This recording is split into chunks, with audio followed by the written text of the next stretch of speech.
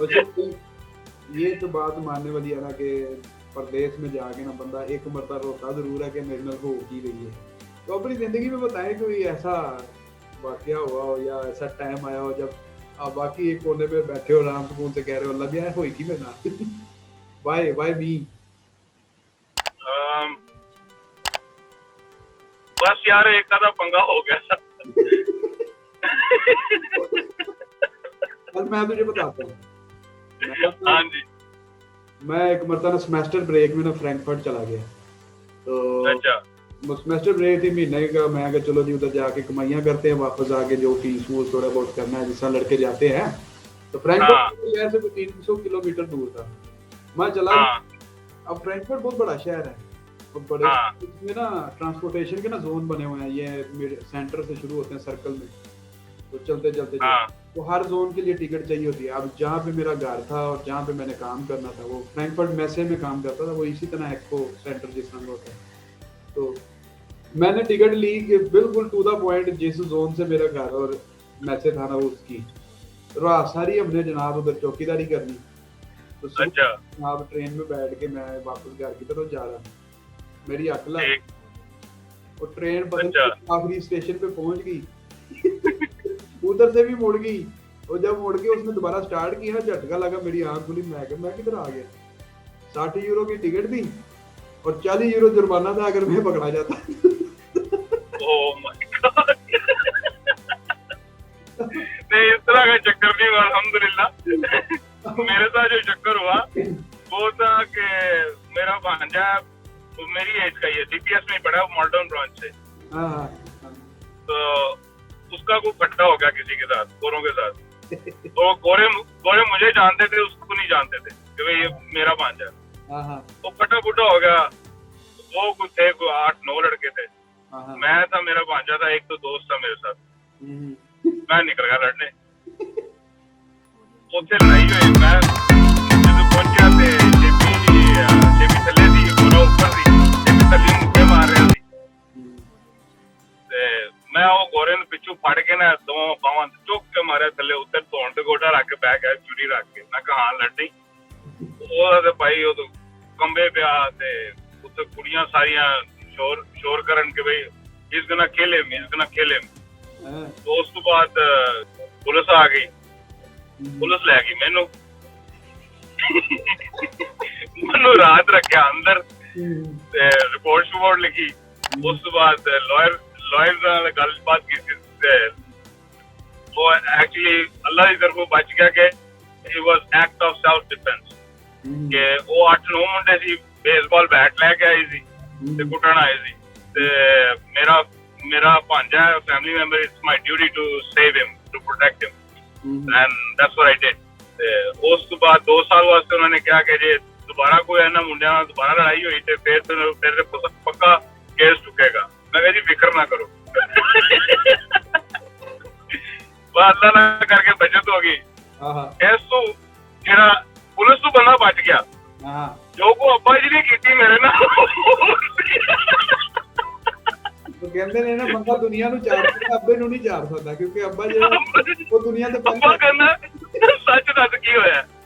अब्बा जी ने सच दसया, कुड़ियां दा मसला सी भाई जी, 2 कुड़ियां सी, मैनू ते शेबी ने लाइक कर दी सी, ਉਹਨਾਂ ਦੇ ਬॉयਫ੍ਰੈਂਡ ਨੂੰ ਪਟਾ ਪੈ ਗਿਆ ਸਾਡੇ ਨਾਲ, ਇਹ ਪਟਾ ਸੀ।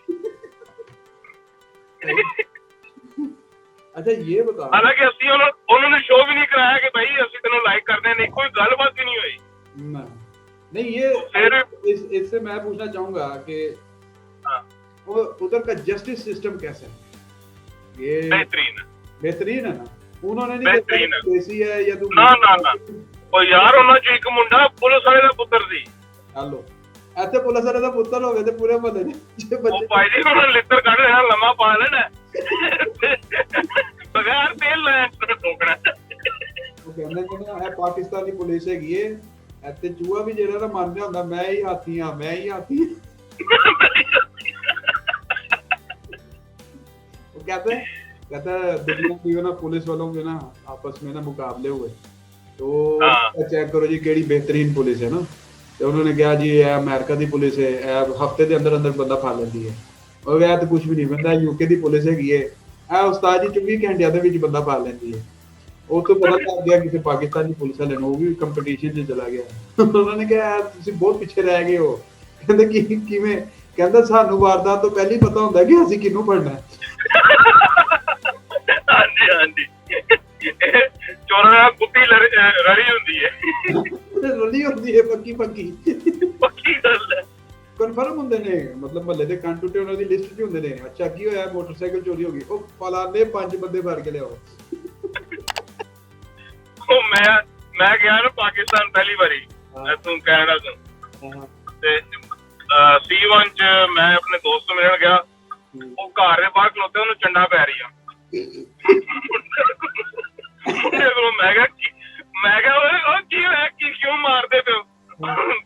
ਉਹ ਰਿਜ਼ਵਾਨ ਮੇਰਾ ਦੇਖ ਕੇ ਨਾ ਉਹ ਬਸ਼ਰ ਫੜਨਾ ਨੇ। ਮੈਂ ਫੜ ਕੇ ਕੁੱਟੀ ਆਇਆ।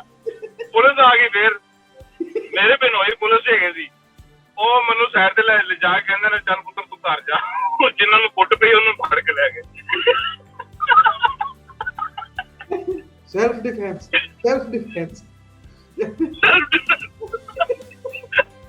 ਇੱਥੇ ਡਿਫੈਂਸ ਦੇ ਫੇਜ਼ 5 ਦੇ ਵਿੱਚ ਪਲਾਟ ਹੋਵੇ ਤੇ ਬੰਦਾ ਕਹਿੰਦਾ ਸੈਲਫ ਡਿਫੈਂਸ। पाकिस्तान का सेल्फ डिफेंस हो रहा है। नहीं मैं तुझे वाकया सुनाता हूँ।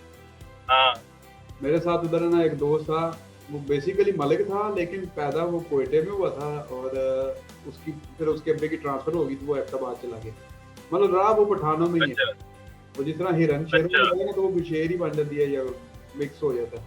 मतलब बोली उसकी वही पश्तो उसको आती हो। मैं उन्होंने पूछा खान साहब, कहना हाँ नहीं हूँ मैं मालिक हूँ। क्या मलिक साहब? तो मलिक मुझे ना एक वाकया क्या हूँ मैं? मलिक क्या मैं हूँ? मलक। अच्छा मलक है। हाँ, पैदा कोयटा में हुआ है और बड़ा बड़ा हैदराबाद में हुआ है। पश्तो और वही एक्सेंट उसका पठानों वाला।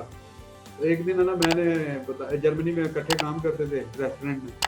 मुझे कहता मैं क्या खान साहब तुम्हारी लड़ाई हुई कभी?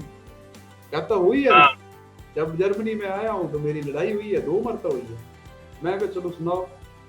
कहता हुआ ये है कि मेरी बीवी को मैं चेक करवाने गया हूँ क्लिनिक में, तो मैं वेटिंग रूम में बैठा हुआ था और वो मेरी वाइफ जो है ना वो सामने शीशे के सारे कैबिन से मुझे नजर आ रही थी और वो स्ट्रेचर के ऊपर बैठी हुई थी।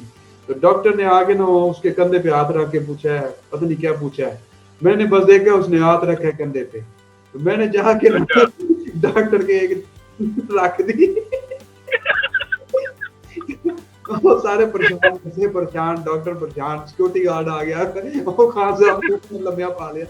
उसने कहा उन्हें दसिया हुआ मेरा हस्बैंड ही गया छड़ दो उन्होंने छड्या। उन्होंने कहा क्यों मारा? क्या तो तुमने चेक करना हाथ क्यों लगाया?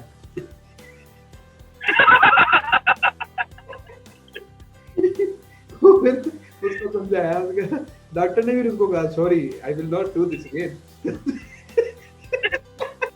गैरतमंद पठान थी। गैरतमंद पठान थी।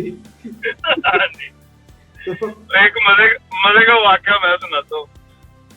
मेरे ना हाई स्कूल में क्लास वाला था गोरा, वो बड़ा अतरा था। तो हर वक्त कोई ना कोई बात पूछता रहता था। तो मुझे कहता गालियां सिखा मुझे अपनी जुबान में। उसको मैंने जो भी गाली सिखाई उसके पीछे मैंने कहा मैं जरूर लगाना है। क्या लगाना? मैं जरूर लगाना। वो गाली गुली सिखाई, गुजरा भी सिखाया उसको। वो किसी दिन जरूरत नहीं, मुझे फिर सेंसर करना पड़ना। मैं समझ